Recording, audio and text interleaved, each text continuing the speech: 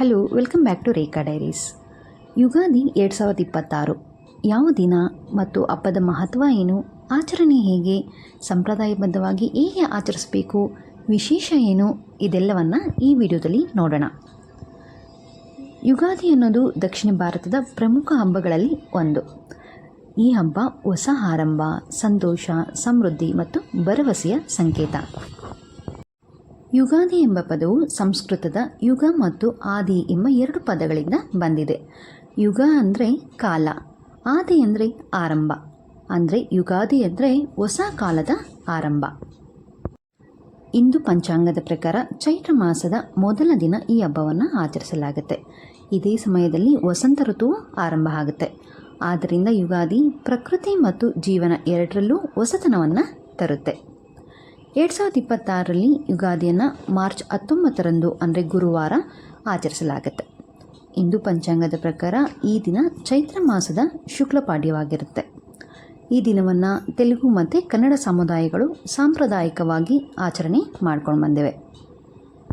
ಪುರಾಣಗಳಲ್ಲಿ ಇರುವ ನಂಬಿಕೆಯ ಪ್ರಕಾರ ಬ್ರಹ್ಮನು ಇದೇ ದಿನ ವಿಶ್ವ ಸೃಷ್ಟಿಯನ್ನು ಆರಂಭಿಸಿದ್ದನು ಎಂದು ಹೇಳಲಾಗುತ್ತೆ. ಆದ್ದರಿಂದ ಯುಗಾದಿಗೆ ವಿಶೇಷ ಪವಿತ್ರತೆ ಇದೆ.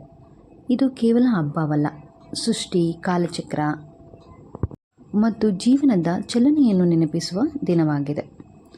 ಯುಗಾದಿ ದಿನದ ಆಚರಣೆಗಳು ಬೆಳಗ್ಗೆಯೇ ಆರಂಭ ಆಗುತ್ತೆ. ಬಹುತೇಕ ಮನೆಗಳಲ್ಲಿ ಸೂರ್ಯೋದಯಕ್ಕೂ ಮೊದಲು ಅಭ್ಯಂಗ ಸ್ನಾನ ಮಾಡಲಾಗುತ್ತೆ. ದೇಹಕ್ಕೆ ಎಣ್ಣೆ ಹಚ್ಚಿ ಸ್ನಾನ ಮಾಡೋದ್ರಿಂದ ಶುದ್ಧಿ ಮತ್ತು ಆರೋಗ್ಯ ಸಿಗುತ್ತೆ ಅನ್ನೋ ನಂಬಿಕೆ ಇದೆ. ನಂತರ ಹೊಸ ಬಟ್ಟೆ ಧರಿಸಿ ಹಬ್ಬದ ಸಿದ್ಧತೆ ಮಾಡಿಕೊಳ್ಳಲಾಗುತ್ತೆ. ಮನೆಗಳನ್ನು ಸ್ವಚ್ಛಗೊಳಿಸಿ ಅಲಂಕರಿಸೋದು ಯುಗಾದಿಯ ಪ್ರಮುಖ ಭಾಗ.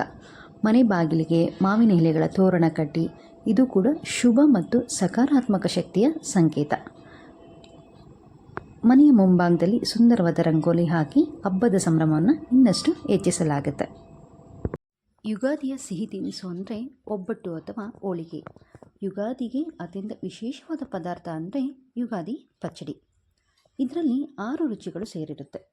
ಕಹಿ, ಸಿಹಿ, ಹುಳಿ, ಖಾರ, ಉಪ್ಪು ಮತ್ತು ಇತರ ರುಚಿಗಳ ಮಿಶ್ರಣ ಜೀವನದ ಹಲವು ಅನುಭವಗಳನ್ನು ಸೂಚಿಸುತ್ತೆ. ಜೀವನದಲ್ಲಿ ಸಂತೋಷವೂ ಇರುತ್ತೆ, ದುಃಖವೂ ಇರುತ್ತೆ, ಸವಾಲುಗಳು ಬರುತ್ತೆ, ಆಶ್ಚರ್ಯ ಕ್ಷಣಗಳು ಬರುತ್ತೆ ಎನ್ನೋ ಸಂದೇಶವನ್ನು ಈ ಪಚಡಿ ನೀಡುತ್ತೆ. ಪ್ರತಿಯೊಂದು ಅನುಭವವನ್ನು ಸಮತೋಲನದಿಂದ ಸ್ವೀಕರಿಸಬೇಕು ಎಂಬ ಸುಂದರ ಅರ್ಥ ಇದರಲ್ಲಿ ಅಡಗಿದೆ. ಈ ದಿನದ ಇನ್ನೊಂದು ಪ್ರಮುಖ ಸಂಪ್ರದಾಯವೆಂದರೆ ಪಂಚಾಂಗ ಶ್ರವಣ. ದೇವಾಲಯಗಳಲ್ಲಿ ಅಥವಾ ಮನೆಗಳಲ್ಲಿ ಪುರೋಹಿತರು, ಹಿರಿಯರು ಮುಂಬರುವ ವರ್ಷದ ಫಲಗಳನ್ನು ಓದಿ ಹೇಳುತ್ತಾರೆ. ಮಳೆ, ಕೃಷಿ, ಆರೋಗ್ಯ, ಆರ್ಥಿಕತೆ ಮತ್ತು ಸಾಮಾನ್ಯ ಸಮೃದ್ಧಿ ಇದರ ಬಗ್ಗೆ ತಿಳಿಸಿಕೊಡಲಾಗುತ್ತೆ. ಹಲವರು ಇದನ್ನು ಭಕ್ತಿಯಿಂದ ಕೇಳಿ ಹೊಸ ವರ್ಷವನ್ನು ಶುಭವಾಗಿ ಆರಂಭಿಸ್ತಾರೆ. ಯುಗಾದಿ ದಿನ ಕುಟುಂಬದವರು ಸೇರಿ ಪೂಜೆ ಮಾಡ್ತಾರೆ. ವಿಷ್ಣು, ವೆಂಕಟೇಶ್ವರ ಮತ್ತು ಇತರ ದೇವತೆಗಳ ದೇವಾಲಯಗಳಿಗೆ ಭೇಟಿ ನೀಡುತ್ತಾರೆ. ಮುಂಬರುವ ವರ್ಷ ಸಂತೋಷ, ಆರೋಗ್ಯ, ಶಾಂತಿ ಮತ್ತು ಯಶಸ್ಸು ಸಿಗಲಿ ಅಂತ ಪ್ರಾರ್ಥಿಸುತ್ತಾರೆ. ಕುಟುಂಬದವರ ಜೊತೆ ಸಮಯ ಕಳೆಯುವುದು, ಹಿರಿಯರ ಆಶೀರ್ವಾದ ಪಡೆಯುವುದು, ಪ್ರೀತಿಯಿಂದ ಊಟ ಹಂಚಿಕೊಳ್ಳುವುದು ಈ ಹಬ್ಬದ ಸೌಂದರ್ಯ. ಹಬ್ಬದ ಊಟವು ಯುಗಾದಿಯ ಒಂದು ದೊಡ್ಡ ಆಕರ್ಷಣೆ.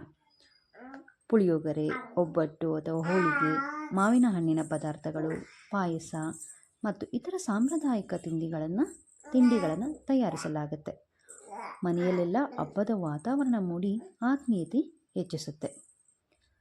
ಯುಗಾದಿ ಕೇವಲ ಆಚರಣೆಗಳ ಹಬ್ಬ ಅಲ್ಲ, ಇದು ಬದುಕಿನ ಬಗ್ಗೆ ಚಿಂತಿಸಲು ಸಹಾಯ ಮಾಡುವ ಹಬ್ಬವೂ ಹೌದು. ಕಳೆದ ವರ್ಷದ ಅನುಭವಗಳನ್ನು ನೆನೆಸಿ ಹೊಸ ವರ್ಷದ ಕಡೆ ಹೊಸ ಭರವಸೆಯಿಂದ ನೋಡುವ ಸಮಯ ಇದು.